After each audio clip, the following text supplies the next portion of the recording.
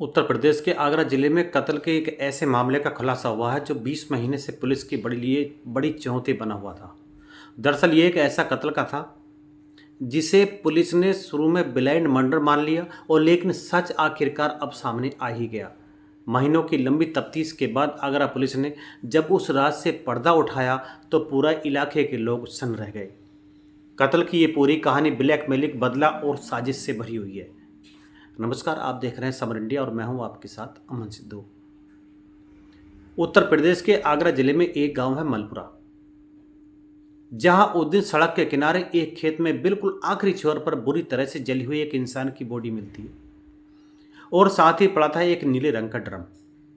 लेकिन आखिर वो शख्स यहां इस हाल में कैसे पहुंचा और उसका कत्ल किसने किया, उसकी लाश वहां किसने जलाई, ये सारे सवाल फिलहाल राज है। जाहिर ये कत्ल एक बिल्कुल ब्लाइंड मामला था और जिसमें कातिल ने सबूत मिटाने की लाश को कुछ इस तरह से जला दिया था कि उसकी पहचान बिल्कुल नामुमकिन हो जाए। कपड़ों की बात तो छोड़िए, जिस्म का एक एक रेसा रेसा जलकर राख हो चुका था। हालांकि इसके बावजूद आगरा पुलिस ने गांव वालों से बात की और उन्हें इस लाश की पहचान के लिए बुलाया। तफ्तीश के दौरान ही ये पता चला कि इसी मलपुरा गांव से ठीक 2 दिन पहले यानी कि 18 फरवरी को एक नौजवान गायब हुआ था और जिसका फिलहाल कोई अता पता नहीं है और उसका नाम राकेश सिंह था। अब पुलिस राकेश सिंह के घर वालों को बुलाती है, मगर राकेश के घर वाले भी लाश को देखकर पहचानने से इनकार कर देते हैं। उन्हें यह नहीं लगता कि यह उनकी बेटे की लाश हो सकती है और ऐसे में पुलिस को रही सही उम्मीद भी टूट जाती है। तब पुलिस उस लाश का डीएनए टेस्ट करवाने का फैसला करती है। चूंकि राकेश अब भी गायब था तो पुलिस राकेश के घर वालों को डीएनए सैंपल के लिए राजी करती है और डीएनए सैंपल लिए जाता है। इधर पुलिस जले हुए शव से कुछ डीएनए सैंपल इकट्ठा करती है और फिर दोनों को मिलान के लिए फॉरेंसिक साइंस लेबोरेटरी भिजवा दिया जाता है। और फिर लंबे इंतजार के बाद जब डीएनए रिपोर्ट आती है तो फिर वही बात निकलती है जिसका पुलिस को शक था। वो लाश राकेश की थी, क्योंकि लाश के लिए गए डीएनए सैंपल राकेश की मां से बिल्कुल मेल खाते हैं। ऐसे में अब शक की कोई गुंजाइश नहीं बचती है।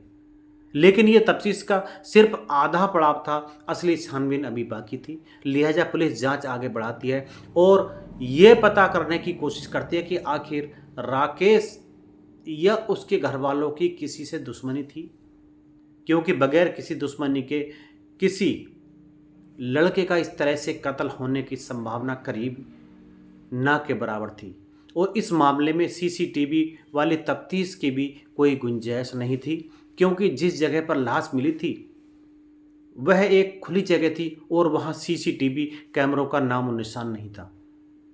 लिहाजा अब आगरा के पुलिस डिटेक्टिव मोड में आ जाती है और पुलिस ने गांव और आसपास के लोगों से गुप्त तरीके से पूछताछ कर इस कत्ल में शामिल संदिग्ध लोगों के बारे में पता किया और इस कड़ी में उसे रिश्ते में राकेश के फूफा लगने वाले देवीराम के बारे में जानकारी मिली। देवीराम गांव में मिठाई की दुकान चलाता था और देवीराम के साथ राकेश की कुछ दिनों पहले किसी बात को लेकर कहासुनी हुई थी। अब पुलिस ने बगैर देर किए देवीराम को हिरासत में ले लिया और उससे पूछताछ शुरू की। देवीराम इनकार करता रहा, लेकिन जब पुलिस ने उसके मोबाइल फोन की जांच की तो उससे कुछ ऐसे ऑडियो क्लिप बरामद हुए जो उसने राकेश को भेजे थे कि ये क्लिप दोनों के बीच चल रहे विवाद की तरफ इशारा कर रहे थे।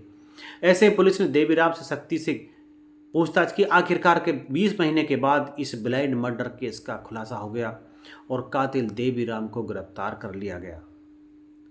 देवीराम ने कत्ल करने की वजह से लेकर वारदात को अंजाम देने का जो तरीका बताया वो भी कम हैरान करने वाला नहीं था और देवीराम ने बताया कि राकेश ने उसकी बेटी के कुछ आपत्तिजनक वीडियो शूट किए थे और वो उसे लगातार ब्लैकमेल कर रहा था और ये वीडियो राकेश ने उसकी बेटी के नहाते हुए हालत में धोखे से शूट किए थे, जिसकी वजह से वो राकेश से नाराज था और उसने इस वारदात को अंजाम दे डाला।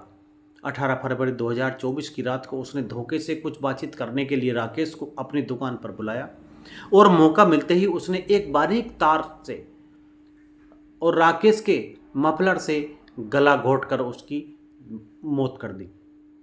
इसके बाद उसने अपने एक भतीजे को लाश ठिकाने लगाने की मदद करने के लिए बुलाया और दोनों ने मिलकर पहले एक नीले रंग के ड्रम में राकेश की लाश भरी और फिर उसे लोडर में डालकर गांव के बाहर खारी नदी के पास लेकर गए और वहां पेट्रोल छिड़ककर लाश को आग लगा दी और राकेश का मोबाइल फ़ोन और बाकी चीज़ें वहीं नदी में फेंकी और फिर वहां से निकल गए थे। देवीराम ने इसके बाद अपनी मिठाई की दुकानें बंद कर दी थी और वह दिल्ली में रहकर नौकरी करने लगा था। लेकिन जब डीएनए जांच से लाश की पहचान हुई और पुलिस को राकेश और देवीराम की दुश्मनी की जानकारी मिली तो आखिरकार इस केस का खुलासा हो गया। इस पूरी कहानी को सुनाने का तात्पर्य आपको जागरूक करना है, आपको सावधान करना है, आपको सतर्क करना है। सावधान रहें, सतर्क रहें, सुरक्षित रहें।